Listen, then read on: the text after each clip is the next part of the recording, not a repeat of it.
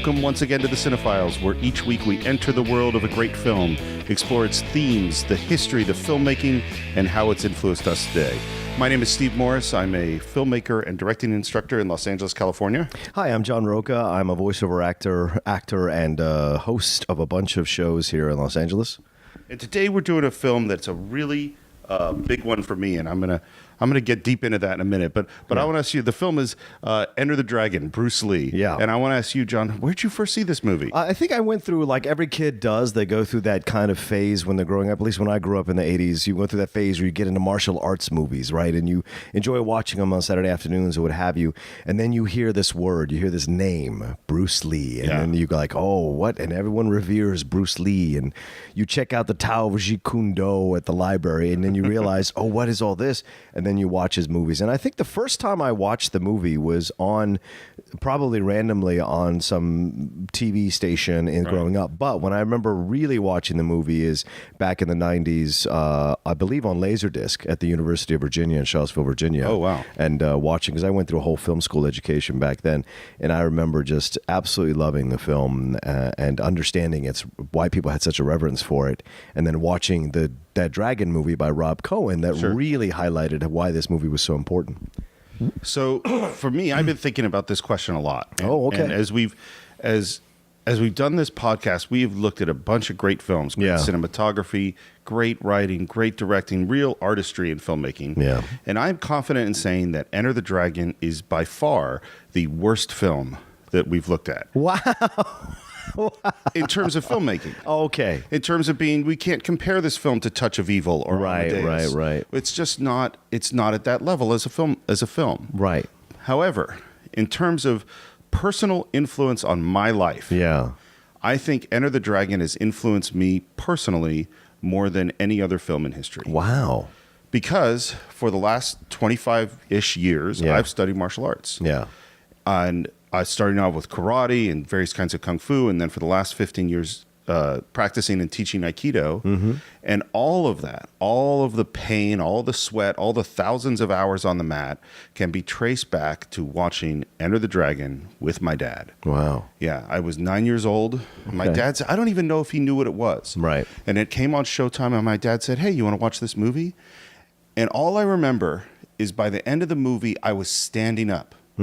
Couldn't sit down anymore. I felt electricity over my whole body. Yeah. I was so affected physically by that movie and that idea that from that moment forward, I wanted to do martial arts. I remember I went to soccer practice the next day, and I told Mark Mathis to try to punch me in the face because I was certain that I knew how to block it because I'd just seen Enter the Dragon. Right. And from that moment forward, I became obsessed with martial arts movies. And I was 9 years old, so this is 78, 79. Bruce Lee had already been dead for quite a long time. Right. I didn't really know anything about him. And so anytime I saw Bruce Lee, there's all this all the knockoffs. So all these guys pretending to be Bruce Lee, I just watched them all. Yeah. And then I started finding, the strange like Shaolin Wooden Men and the Five Deadly Venoms and all of these kung fu movies. I just couldn't. It stayed up late at night.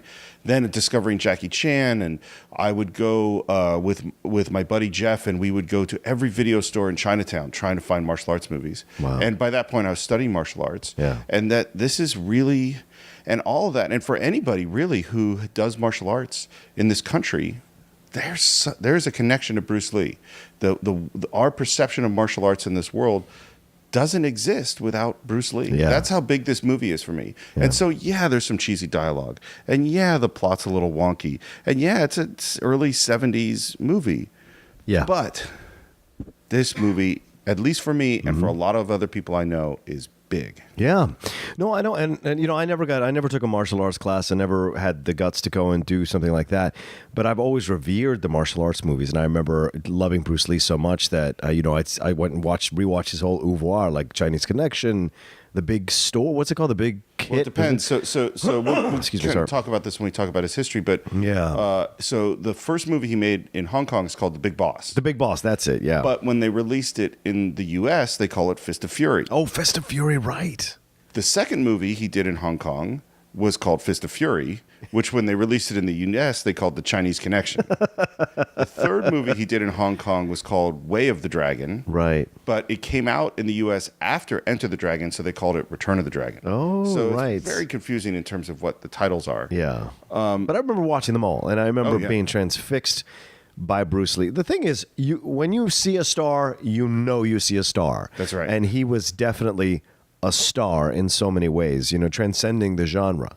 He'd already been Kato in the Green Hornet, right. And to see him do this, it was just amazing to watch him in the movie. And then you see John Saxon, you see Jim Kelly, who I had gotten to know because I had watched all these cheesy martial arts films growing up. So I loved Jim Kelly as a black martial artist. That just, in your mind, when you first saw it, you're like, whoa, With one of the great throws of all time. Yes, absolutely. I love Jim Kelly.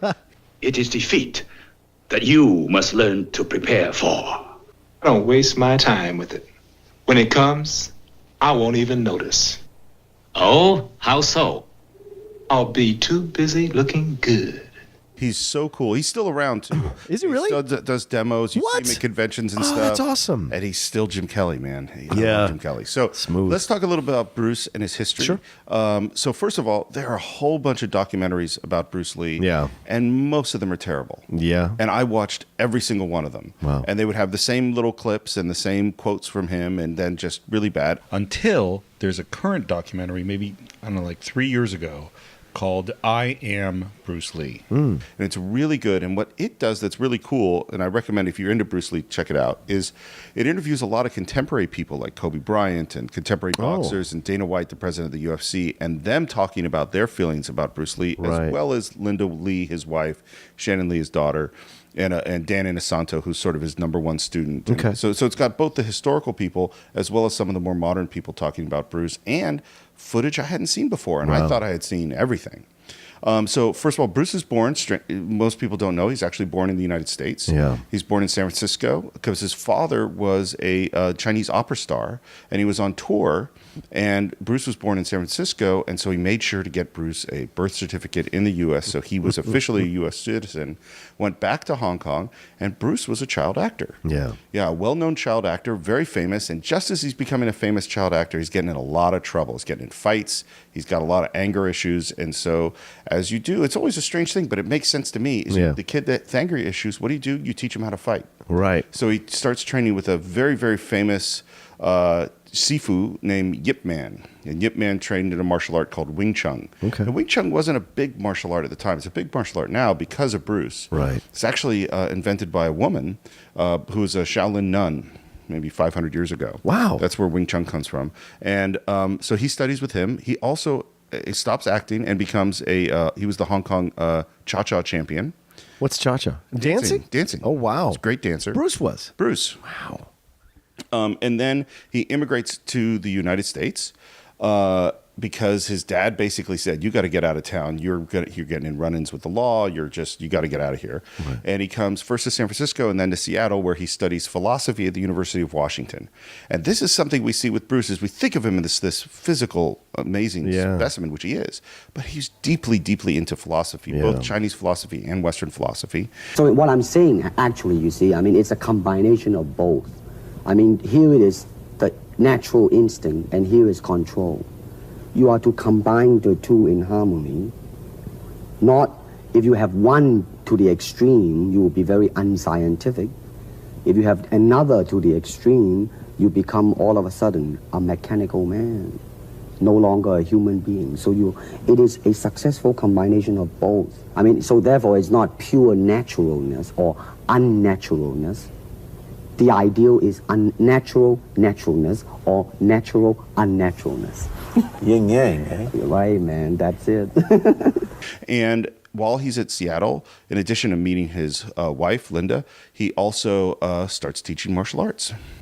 All type of knowledge ultimately means self-knowledge. So in other words, what I'm saying, therefore, is that he is paying me to show him in combative form the art of expressing the human body. Yeah. And there's one of the things about Bruce is there's stories that become legends, but some of them are true. He did get challenged. He did fight a lot of challenges. And one of the challenges was he was fighting. He felt that he could teach anyone he wanted. Yeah. White people, black people, wherever they came from, men, women, he didn't care. And the Chinese community said, you can't do that. Right. These are our secrets. And he did, this is a true story, is he really did fight a match, and the winner of the match would decide whether or not he could teach Westerners. Wow. Which he won. Yeah. And this is one of the things to know about Bruce Lee, is there are a lot of martial arts stars like Sammo Hung and Jackie Chan, who I won't say they aren't martial artists, but they aren't martial artists the way Bruce Lee is. And I love Jackie Chan. This is no disrespect. Yeah. But Bruce Lee was a real fighter. He was a real teacher of martial arts, and really did develop his own style, which is Jeet Kune Do, which came out of this fight he had with this guy, which he said took too long because he was fighting within a classical form of Wing Chun. And he said, I need to expand this. I can't, because the way Chinese martial arts are taught is this is exactly how you do it. And you're learning this system. And Bruce went out and started studying jiu-jitsu. He was obsessed with American boxing. He ran films of Muhammad Ali, loved Muhammad Ali, watched him over and over and over again. He went out looked at karate. He looked at all these different martial arts, Eskrima he gets from Dan Inosanto, and starts combining them and comes up with this idea of Jeet Kune Do, which is much more of a philosophy than a style. And the basic quote of it is, study everything, take what is useful, discard the rest. Yeah. And that's Jeet Kune Do. And what some people think, if you go to a Jeet Kune Do class and they go, here's how you do Jeet Kune Do, that's not Jeet Kune Do. Right. Because the idea is study everything, be open. Yeah. Because I do not believe in styles anymore. I mean, I do not believe that there is such thing as like Chinese way of fighting or the Japanese way of fighting or whatever way of fighting, because basically we have only 2 hands and 2 feet. So styles tends to not only separate men, because they have their own doctrines, and then the doctrine became the gospel truth, that you cannot change, But if you do not have styles, if you just say, well, here I am, as a human being, how can I express myself totally and completely? Now, that way, you won't create a style, because style is a crystallization, I mean, that way, it's a process of continuing growth. So with this, Bruce, first in Seattle, then he opens up a school in Oakland, then he comes to Los Angeles, opens up a school in Los Angeles, and becomes the sensei to the stars. Because 3 of his students are James Coburn, Steve McQueen, and Kareem Abdul-Jabbar. Wow. And a bunch of other stars too. And suddenly people start to discover, and this is before Kato or anything, there's this hugely charismatic guy who's, 5'3", 130 pounds, and can kick the shit out of anybody. Yeah. And people start coming to him. And it's at that moment that he starts wanting to be an actor again. Okay. Yeah. And then, as you said, he gets cast as Kato in The Green Hornet. Yeah. And we had to talk a little bit about the time, what images of Asians there were on the screens and on televisions in the United States. Yeah. And it's pretty terrible. Yeah. I never think it's a good idea to compare which group is disrespected worse because it's just a bad thing to do. Yeah. But it's pretty bad. There, other than like Sesu Hayakawa in the silent era, there are no Asian actors who play leading roles at all. In fact, they're not even Asian actors as there were that are playing like big comedic roles like Rochester, Amos and Andy, and things like that. They're just none. And we have that horrible Mickey Rooney Breakfast at Tiffany's depiction, super racist. Yeah. And Bruce playing Kato was a big deal. Yeah. Big deal. Did you ever watch The Green Hornet? Yes, I did. Watched it on reruns when I was a kid growing up, and it was always fun to watch. It has a certain kind of magic to it. It's not the same as that Batman Robin. Yeah, so Green Hornet is sort of the next one of that. It was made by the same people to capture the Adam West Batman kind of show. Yeah, it was fun to watch, and it certainly was interesting, to see an Asian American do those kinds of things, and the way that he was doing it. Like, I don't know. I guess you can say Asian American because he was born here, right? Wouldn't you say that? Or American? Maybe you could say American too. But like doing all the things that he was doing, it was fun to watch as a kid. I would call him whatever Bruce wanted me to call him. Yes, to be honest. So what you're telling me that all the stuff in Rob Cohen's film didn't have, are you telling me there wasn't a kitchen fight that sent him with money over to the States? Because, they don't highlight any of that in the movie, that he was born here and that his dad, they highlight that he got in trouble, but then he comes here and of course he meets Liddy. I'm going to say that movie is not, what's interesting. Okay, I like that movie. It's a good movie. I rewatched it for that. Like I said, I put Bruce Lee in it up. I've watching everything. Yeah. And I rewatched that and I still like it. It's a good movie. It is is not an accurate movie. And I mean, really? Okay. No. I'm really sorry. No, the brother of the guy he fights does not follow him to Thailand to be on the set of The Big Boss, where they have these things. That seemed believable to me. What's weird about that movie is the conceit of the movie of this. We're talking about Dragon, the Bruce Lee story. Yeah, is to say Bruce Lee's life was really like a movie. Yeah, I guess that's a good point. Yeah, and his life wasn't like a movie. I think there's a much more interesting movie to make about Bruce Lee. Yeah, in the sense of the great biopics and like Ray and Walk the Line. Sure, it's like because he was like those guys. Yeah, a complicated, angry, intense, obsessed, difficult person. Super charismatic. That makes it sort of a romantic, simple adventure story, and it's fun. Anyway, so back to Bruce. Yes. The actual Bruce. The actual Bruce. Green Hornet gets canceled. He is super depressed. He's losing all his money. Yeah. He has the idea for a TV series about a martial artist traveling the West, which would later become Kung Fu with David Carradine. David Carradine's not Bruce Lee. No. And then he goes to Hong Kong for a family thing. And while he's there, he finds out that the Green Hornet in Hong Kong is called the Kato Show. And that he is, in fact, a big star in Hong Kong. And makes a deal with Raymond Chow and Golden Harvest to make his first movie there, which is The Big Boss, which was released in the U.S. as Fist of Fury, as we said. And it is a huge hit. And to show how fast, this is like 1970 when that's made, that movie makes it over to the U.S. Like none of these other movies have made it. Right. And becomes a sensation so fast that within 2 years he's in the U.S. or he's making an American movie deal for Enter the Dragon. Yeah, which brings us here. Yeah, produced by Fred Weintraub, who I actually worked for, by the way. Oh wow! Yeah, one of my first jobs out of film school was writing a screenplay for Fred Weintraub, and he is a big, crazy Hollywood character. I'll tell stories about him maybe at a later date. But he produces this movie directed by Robert Klaus, starring John Saxon, Jim Kelly, and we get to Enter the Dragon. Yeah. Okay. Now I love that. I'm on this journey with you. This is so much fun because I mean, what can I possibly contribute? Because I don't have the deep depth of knowledge of Bruce Lee that you have. I have more of the observational knowledge. Like he was always such a kick-ass fun guy. I have the Tao Ji Kundo in one of my boxes of books that I have in my closet here somewhere. So to me, it was always a blast to watch it. I still watch his movies. I catch him whenever he's on.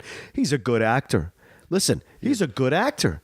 There's a reason he transcends the genre, man. Not just because of his personality or star quality. It's also because you believe him. He's believable in the scenes that they put him in. Well, and he has an intensity. Yes. That is, I put him, like he, to me, comes out of sort of the James Dean school of acting. Like there is a powerful, brooding intensity, particularly in Chinese Connection and Big Boss, where you see the rage and the anger, and that's modified a lot in Enter the Dragon. He's a more sophisticated, the character he plays in Enter the Dragon is a wiser, more kind of has his stuff together person. But putting it in the context of Asians on the screen in the Western world, and it's remarkable, and it's interesting too when you think about where these kung fu movies played in the United States, is that they played in the same theaters that played blaxploitation movies. Yeah. And there's a deep connection between blaxploitation in the early 70s and urban theaters and the African American community and Bruce Lee. Yeah. There's a real reason why those things fit together. In fact, I took a class in film school on blaxploitation and kung fu films. Yeah. Oh wow. Yeah, it was one of the more interesting classes I took. So I want to talk about. I'm going to keep going. Yeah, please. Take us wherever you want to take us. I'm going to keep going until you want to stop me. I'm on the ride, man. All right.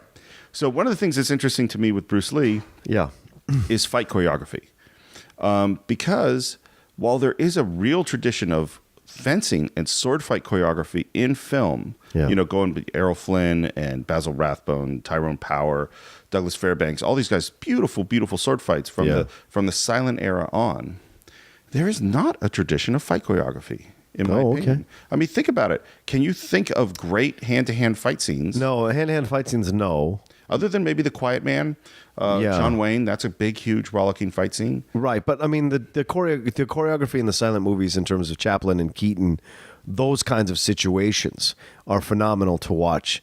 Obviously not hand to hand in most situations, but still there is fighting or some kind of there's beautiful choreography, beautiful physical choreography. That's the closest I come to in my head. Yeah, but it's interesting that like if a guy picks up a sword and they're going to fence, you might see swinging on ropes and jumping over things and climbing upstairs and all these great choreography, beautiful moves, but not punches. And that idea of fight choreography, that starts with Bruce Lee. Wow. It really does, I think. Yeah. And today, if you look at movies today, from everything from, John Wick to the Avengers to Darth Vader and Luke Skywalker, that's a sword fight though. Actually, I'll take that one back. Right. It's More the idea samurai of, thing. a fight choreography. It really comes from Bruce Lee. Yeah. And his approach to it. Well, how does this film since we got to talk about the film, how does this film get made? What has happened? What is the impetus for making the film? What is at stake here? What is the motivation? What was on the line? That kind of thing. So Bruce Lee has this huge surge in Hong Kong, which comes to the U.S. And there have been some Hong Kong movies that came to the U.S. in a very small way, mostly from the Shaw Brothers, which is one of the smaller one-armed swordsmen and stuff. Those started to come to the U.S., but nothing hits like Bruce Lee. Right. And I will tell you a little bit about Fred Weintraub, because he's really the guy that makes this happen.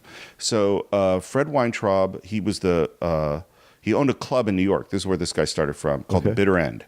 And The Bitter End is a very famous club in New York, and I'm drawing blanks, and all the musicians came through there in the 60s. Okay. And he became a manager of musicians. He was even Woody Allen's manager at one point. Wow. And then he comes to Hollywood to become a producer.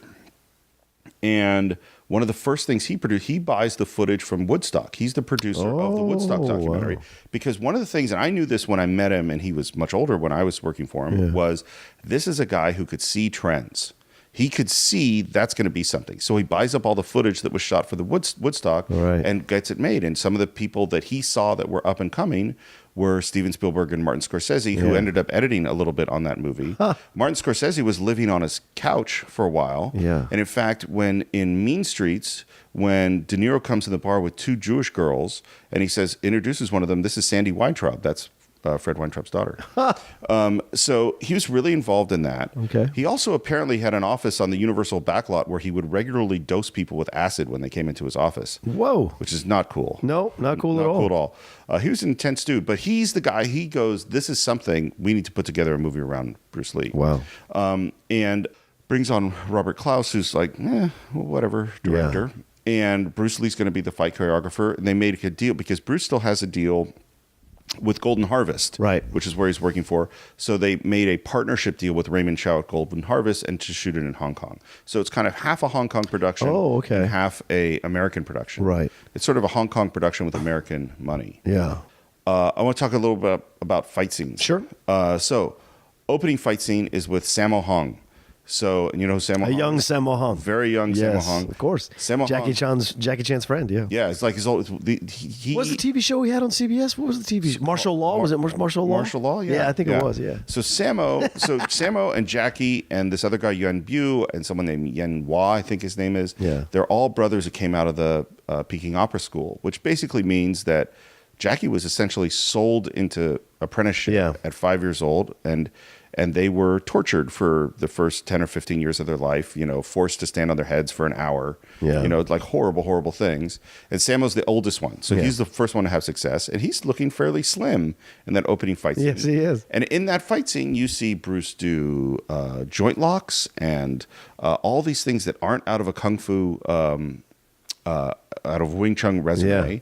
And this is why Dana White says that Bruce Lee is the father of MMA. Wow. Yeah, because the idea of Jeet Kune Do, and I'm going to take from all these different styles, that's the beginning, according to Dana White and a bunch of other people, of mixed martial arts. Oh, interesting. And you can see a little bit of it in that fight scene. Yeah. And you also get to see a big, heavy guy like Sammo do a bunch of backflips and things like that, which is cool. Yeah. And we also get an introduction to some Bruce Lee philosophy, this idea of, which he talks to with his master, of the fight being formless and not trying to predict it. That's some deep Bruce Lee fighting stuff, which I'm thinking about more and more on the mat as I'm working. Right. Not to compare myself in any way to Bruce Lee. But some of these weird things that I heard first time when I was 10, that I went, well, that's crazy. Now I'm kind of go, that makes sense. But his stuff, it isn't, and that's the thing is that I think why he endures and why he, as I said, the third time transcends the genre is his philosophy applies more than just to martial arts. It applies to life. This idea that you cannot have necessarily a very strict mode of living because you have to be able to use influences from all different areas to create your overall voice, because you're taking, and it's the same thing with acting. In acting, you can learn all you want of Udo Hagen and all the different teachers and what have you, and read their books, Meisner, what have you, but the smarter actor, the best actors take what they need from those teachers and apply them to their own philosophy as an actor, to what works for them. Because if you try to make something work for you that doesn't organically work for you, it's so transparent and so technically obvious that you lose what you're trying to create. To me, ultimately, martial art means honestly expressing yourself. Now, it is very difficult to do. I mean, it is easy for me to put on a show and be cocky and be flooded with a cocky feeling and then feel like pretty cool and all that. Or I can make all kinds of phony things, you see what I mean? Blinded by it. Or I can show you some really fancy movement. But to express oneself honestly, not lying to oneself, that, my friend, is very hard to do. That's such a great point. There's a sensei who I studied under a little bit named Walter Murias, who's one of the most impressive Aikido martial artists I've ever seen in my life. Okay. And he wrote a book called Precepts of the Martial Art, which is hard to get, but it's pretty cool. Yeah. And one of the things that he says is you got to have a teacher. And it's good to follow in the footsteps of your teacher. Yeah. But if you follow too long in the footsteps of your teacher, the path you follow will become a rut. Yes. And you will dig your feet in so far that you will not be able to get out. And you will merely become a false copy of that teacher. And what you must do eventually is strike out on your own path. Yeah. And I think that's definitely what you're talking about. It's what Bruce is talking about. Yeah. And, this idea of why do you send the kid that's always getting in fights to a martial arts school to learn how to fight? That seems counterintuitive. And yet, the process of learning martial arts, or my feeling, any great discipline, the process of learning to play a musical instrument, the process of devoting time to basketball or whatever it is, teaches you lessons along the way. Yeah.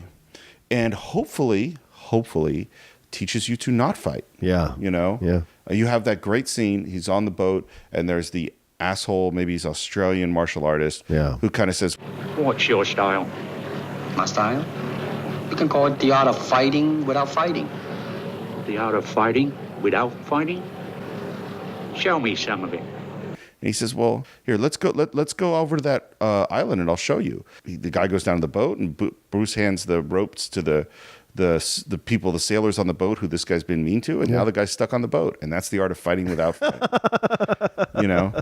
And that's some, it's like, that's why we like Bruce Lee. It's that mix of intensity and philosophy, and some fun too. Here's the setup of the story. It's not that complicated. Bruce is approached by some government organization, MI6. We don't know who they are, because something's going on with this guy, Mr. Han, who's, I guess, a former Shaolin monk who has his own island, and he's doing something bad. And every 4 years he has a tournament, and they want Bruce to go find out what's going on. You have offended my family, and you have offended the Shaolin Temple. That's a pretty loose plot. And we show up at the big martial arts tournament, which, by the way, is like a set piece for a whole bunch of martial arts movies after this. Oh, okay. Bloodsport and all this. We're going to be at the big martial arts tournament, and that's where our plot's going to happen. Yeah. So Bruce goes. He doesn't want to go to the tournament. And also he happens to discover along the way that his sister was killed by the big henchman who's named O'Hara. Right. Or she killed herself when he was about to rape her. Or something like that. Oh, and we also meet Jim Kelly, who's also going to the tournament for his set of reasons. Right. Because he's, it's like a Black Lives Matter thing, because he's harassed by the police and he has to leave the country. And the great, funny John Saxon, who's just an obsessive gambler who's got to leave the country because he's deeply in debt. And we get there, and who does Bruce have to fight first but O'Hara in one of, I'm going to put it in the top, certainly the top 20 and maybe the top 10 one-on-one fight scenes of all time. Wow. With him and O'Hara. Yeah. Great fight scene. Yeah. And this brings up something. I feel like I'm talking a lot. So, No, this is great. So if you, okay, this is going to be, it's a little bit of a Bruce Lee lecture. That's okay. So I have very strong feelings about fight choreography. Yeah. And a lot of times you see in movies, it feels as if someone's writing the screenplay and they get to a certain point, and in the screenplay they write, they fight. and then they resume after, as if the fight is not important to the story. Right. And in really good fight scenes, what you see is that the fight, just like dialogue and everything else, advances the story and defines character. Yeah. And this is a great example of it, which is we see who Bruce Lee is, and by the way that he fights and the choices he makes within this fight. Yeah. And it has a progression. There's a beginning, and middle, and end. It's not just two guys punching each other. Right. It's not just two guys each trying to do really cool moves, although they're all are cool moves. So first of all, we know that Bruce is thinking about his sister's death in the moment before the fight, because we see it in a little bit of flashback. Yeah. So you would expect Bruce, and particularly the Bruce of Fists of Fury and Big Boss, to go apeshit crazy on this guy. Right. But he doesn't. He's actually quite controlled. First punch is just it's a back fist, and geeky 19-year-old me, when I had a VHS tape of this movie, went frame by frame to try to see how fast that punch is. Yeah. And I don't think it's sped up. There's a lot of fight scenes that are sped up. I don't think it is. It's like a frame and a half. Yeah. Is how long that punch. Bruce was really fast. And then you see that O'Hara is shocked by the speed. Yeah. And he goes, okay, I'm going to stop it the next time. But he doesn't stop. Still too fast for him.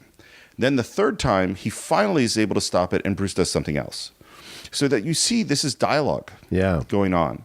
Then you see he gets knocked down, and what does he do? He grabs Bruce's foot. Yeah. And then you have the great backflip kick. Yeah. Which, by the way, is not Bruce.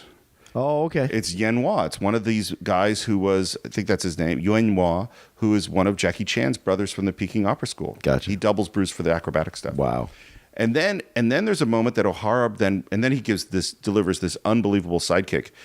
Bruce kicks O'Hara in the chest. The kick was so powerful. O'Hara's all padded up. Yeah. That he flies backwards, knocks over an extra, and breaks that guy's arm. Oh my God. That's you don't want to be kicked by Bruce Lee. His sidekicks are really, really powerful. Wow.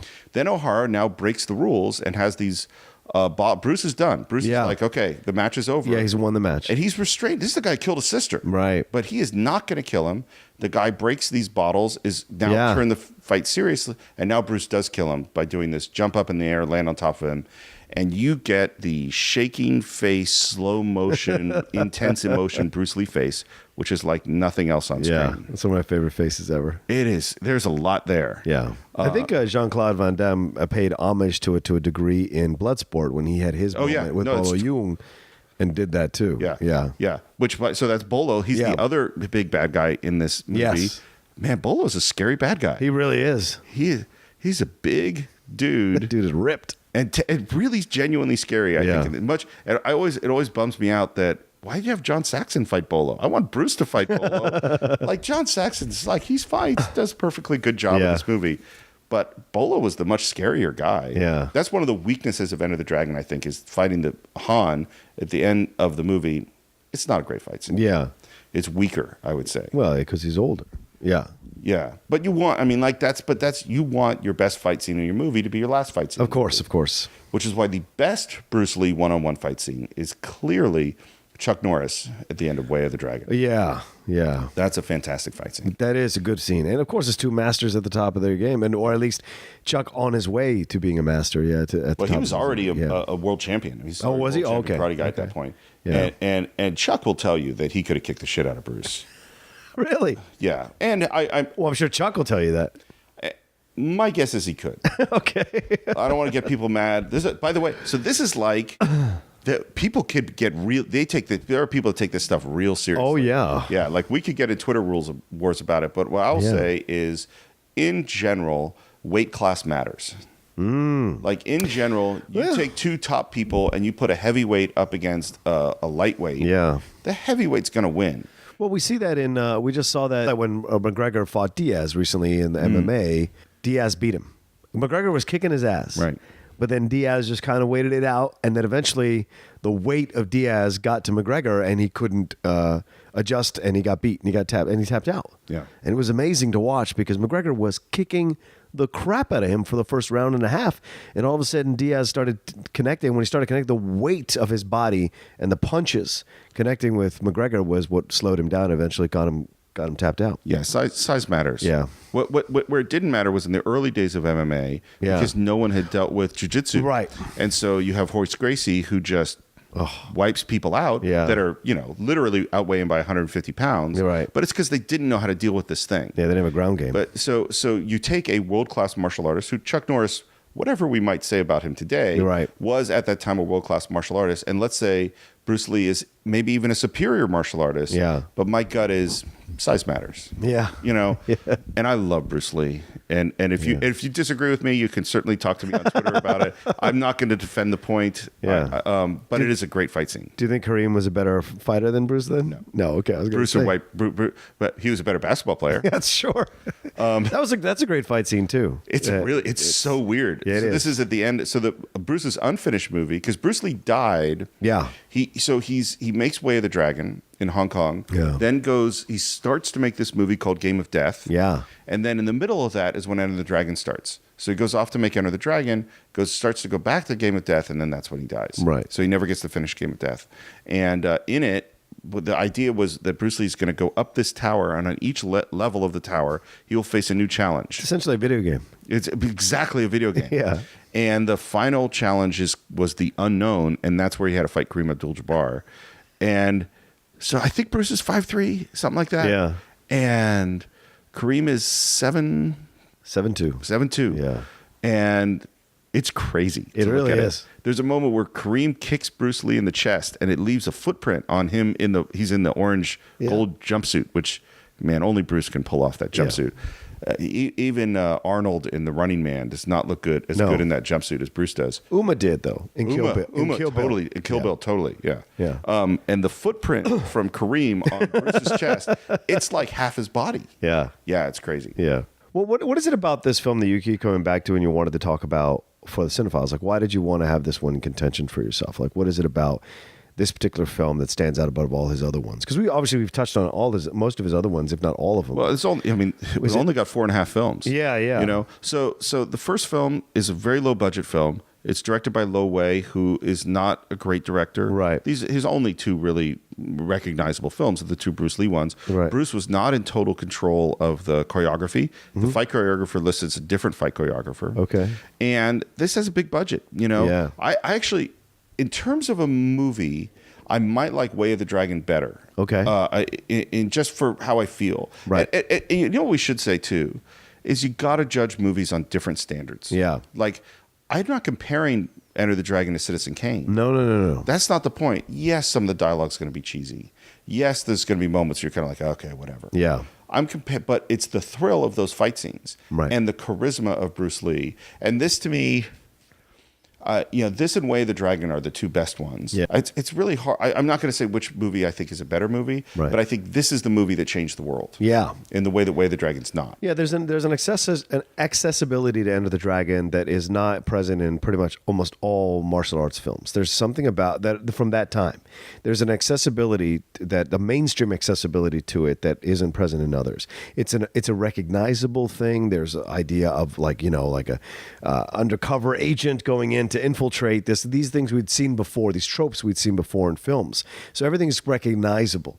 And then you have a personality like Bruce Lee, and then you have those fight scenes which are fantastic. And then you have the comeuppance of the bad guy at the end, Sure. And you have the iconic mirror scene, which is fantastic, which rivals what Wells did in Lady from Shanghai, which is fantastic. It doesn't really. By the way, I rewatched The Mirror Lady from Shanghai recently. Enter the Dragon doesn't really rock. That mirror scene in Lady from Shanghai is off the charts insane. Okay. But Enter the Dragon's really good. Yeah. I think you hit it exactly right though, which is its accessibility. Yeah. And the two reasons for it. One, when you're going to see Fist of Fury, you're going to see a foreign film. Yeah. Enter the Dragon is an American film. It's in English. Yeah. And it's made like an American film. And you take this Bruce Lee character and put him in it. So you don't have that. There's not that layer of both of the language and the culture that you have to get past to access this movie. Yeah. I think that's the big thing, is that this is a movie for all of us. Yeah. All of us being us Westerners. Right. Because there's a lot more people over in that part of the world than there are here. Well, there's this is very much a lesser comparison, but it's essentially like Under Siege was for Steven Seagal and Time Cop was for Jean-Claude Van Damme.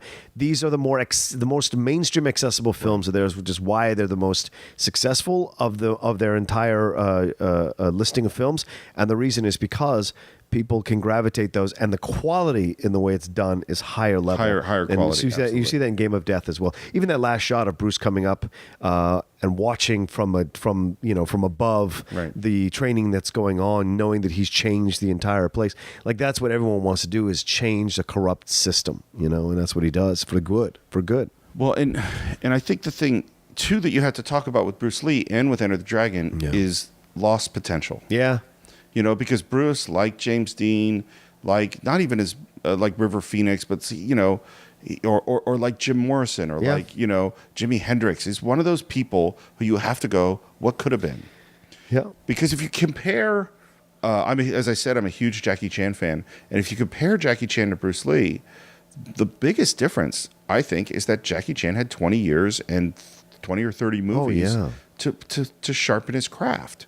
So what we got to see, like if you compare Bruce Lee's directorial debut in his third film, which is Way of the Dragon, to Jackie Chan's third film, there's no comparison. Right. But Jackie Chan has to do 12 films or so before they get good. Yeah. I mean, he has a lot of bad movies. Yeah. And so you wonder, well, what is Bruce Lee on his fifth movie? What's he able to do then? Yeah. What is he learning then?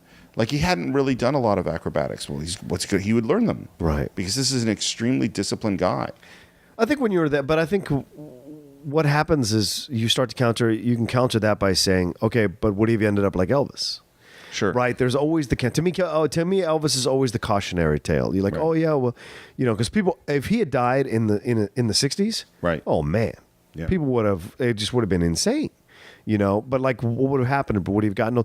Would his intensity would have would he have would he have cheated on? Obviously, he cheated on his wife, but would it have been a bigger scandal? Right. There's all these things to consider with Bruce, right? Because he was a very intense guy. I think most of the time, those intense guys flame out quickly and die. It's just the way of the world sometimes, because they push the extremes of what they're doing. And obviously, I don't know. There's always controversy around his death. No one knows what it was, or they say it was one thing, but there's always rumors that he didn't die, or there's rumors that he died of different things, or it was a organized crime thing. It's all kinds of stuff, Yeah, there's all of that. It seems to me like the preponderance of evidence is he had this embolism, or I forget what it is, and that and that's what it was. Well, the intensity of life. Yeah, I mean, I don't believe he was assassinated by rival triads who were upset at him for stealing their secrets. It seems unlikely. Yes, I also think what's interesting thinking about now is like, here's this breakaway Asian actor. Yeah. And how many have we had since then? Yeah, it's a good question. Yeah, I mean, you brought up Jackie Chan, you brought up Sammo Hung to a lesser degree. Then you have, I would say probably 95% of people in the United States don't know who Sammo Hung is. Yeah, it's fair. That's fair. There's like John Cho, who I love. Yeah, John Cho has become. We don't have a lot George Takei in that connection too. I love George Takei to a degree, but it's like there's no Bruce Lee. No, there's not. There's So that's he died 44 years ago. Yeah. And this whole population has not been represented in Western film. Yeah, to the degree. And I maybe we're forgetting someone. I hope we are, but like it's really sad. Yeah. When you think about it. And what's interesting too is that the way that Asians were portrayed in film and television up to that point in the West was very weak. Yeah. It was very, they would say, feminized. They would have the queue, the hair, and they would speak in pidgin English. Yeah. And Bruce Lee is unbelievably masculine. Yeah. Like his intensity, his internal violence, the swagger in the way he walks, the coolness was just, it must have just blown the doors off the world at that moment. Yeah. I would say we've had upticks, right? Chow Yun-Fat. Yeah. Obviously, That's true. Toshiro Mifune, but he never really came over to the American side of things long enough. And then Watanabe's been fantastic. Love Ken Watanabe. Yeah, Watanabe's fantastic. But they haven't really, hit that level that Bruce Lee hit. You're right about that. I agree. And his son was kind of on his way a little bit to a degree, because The Crow is a good film, but who knows what would have been. Who knows? Yeah. Yeah, because he hit everything up to that of The Crow were not great films. So. No. A couple other things about Bruce that I want to talk about is the idea of moving beautifully physically. Yeah. Is like there's a moment where he climbs down the rope. There's the moment where you see him warming up, and he has that leg that he's holding up, and he rotates it, which is really hard, by the way. Rotates around the room. And the idea of seeing beautiful physical movement, I think, is something that existed when we had Charlie Chaplin, we had Buster Keaton, right? And it kind of gone away from film, and we see it more today. Like you watch a movie like The Matrix, and it's like the beauty of the movement, not just the fight scenes, but the movement itself becomes important. Yeah. The other thing I think that we get from Bruce Lee is that I think we get abs. I think two sources is that Bruce Lee in Enter the Dragon, because he has a ridiculous body. He really does. I mean, it's unlike any other human body I've ever seen. I mean, when he stretches his lats out, it's just like how do you get your body that way? Because it's very small. And the other guy is Arnold. Yeah, is that if you look at dudes with their shirts off previous to Bruce Lee and Arnold, people don't have abs. Yeah, they might have kind of accidental definition. But Cary Grant wasn't in great shape. John Wayne wasn't in great shape. None of these guys were in great shape. Today, if you're going to take your shirt off in a movie, you better have some trainer and cut some weight and eat special foods. And I think that really comes from Bruce Lee and Arnold. I remember that in Ninja Assassin when they made a movie out of that game, and the guy said that all he ate was chicken and broccoli. For 4 months while he shot the film. He's like, it was the worst, he said. But the body he got for that film was amazing. Yeah, so you're right. I had an actor on a movie where he had to have his shirt off. Yeah. And we were in a little schedule problem. And I was like, well, maybe we'll have to reschedule the shirt off day till tomorrow. And he said, we can't. I'm ready right now. He hadn't drunk water all day. Oh, he had been cutting weight, and exercising. He was like, "This is the moment because I need to go get a cheeseburger when we're done." I said, "Okay, we'll shoot it right now," and he looked great. Right on. So, final thoughts. I would say if you haven't seen this movie, do yourself a favor and watch it. It's so much fun. And if you haven't watched it in a while, go back and rewatch it. The fight scenes alone are the most enjoyable part of the movie. Yeah, the story is a bit, like you said, it's a bit rote. It is what it is, yeah. You've seen it before. But I don't think you can deny the performances of anybody in the film. They're all doing their best work in the film and having fun doing their work, and you can tell it comes through that they understood the level to which they were stepping up to in this film, especially Bruce, and no one more so than Bruce. There's such an approach to this film that you can tell comes through in his performance. He understood that this was the next step for him. It seemed that was coming through for him, and so I love the film. I enjoy the hell out of the film. Yeah, he's one of those people where when he is on screen, you cannot stop looking at him. Yeah, he is this, and this is something that is very hard to define, which is screen charisma. Yeah, and he's got it.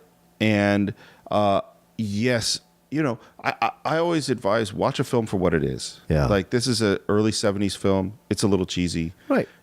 Accept that, and yet you will still marvel. We haven't talked about the fight scene with the guards. Oh yeah, one of the most unbelievable fight scene in which Bruce. It's really a demonstration of Jeet Kune Do as well because he trades up weapons. Yeah, from hand to hand to stick to two sticks, which is a Eskrima, which he learned from Dan Inosanto, to nunchucks, which is Bruce's, of course, specialty. Which I have bruises all over my shins and my head and stuff when I tried to learn them in high school. They really will mess you up. Yeah. And you watch the rhythm. You see why he was a champion cha-cha dancer. Yeah. The rhythm of the fight scene, the explosiveness, the grace which he moves from technique to technique, and the pose and the finish. Because that's the other thing that Bruce really shows, and you'll see it even more with Jackie Chan. Yeah. Is it's not just the moment of doing that cool kick; it's how you land the kick. Yeah. You got to stick the landing. Yeah. If you don't stick the landing, the kick wasn't cool. Right. And Bruce has cool coming out of every pore of his body. Yeah. Yes. So definitely check out Enter the Dragon. For those of you who have not seen it before, I hope it sends you on a long journey of great martial arts movies. Yeah. You got about 100 in front of you. And for those of you who had it, it'll be really fun to revisit. We'd love to hear your comments. You can visit us on our Facebook page. That's at the Cine-Files. That's CINE-FILES. Leave your comments about this movie. Tell us what we get wrong. If you think Bruce Lee could have kicked Chuck Norris's ass, I'd love to hear your reasons. Absolutely. I'm on the I could go either way about it. Yeah. Bruce Lee could definitely kick Jackie Chan's ass, and that's no disrespect to Jackie Chan. And of course, you can reach me at SR Morris on Twitter. John, where can they reach you? You can always find me at The Rocha Says, TheRochaSays. You can see all the shows I'm hosting, co-hosting like this one, and all the shows I'm a guest on. And please, Colliders, subscribe or watch Collider, the top 10 show on Collider. Wednesdays at 5 p.m. It releases on YouTube. Go there, subscribe, watch me and Matt Knows talk about movies. Absolutely. It's really fun to watch. And if you don't have time, I found that you actually can download it as an audio podcast as well. Nice. It's definitely worth listening to if you can't. I mean, you really should look at John's face because it's really, particularly when Matt disappoints him. Oh, it's off the charts. It's a lot of good stuff to see. Really Please review us on iTunes. It really helps us a lot. And that's it for this week. We will see you next time on the Cine-Files.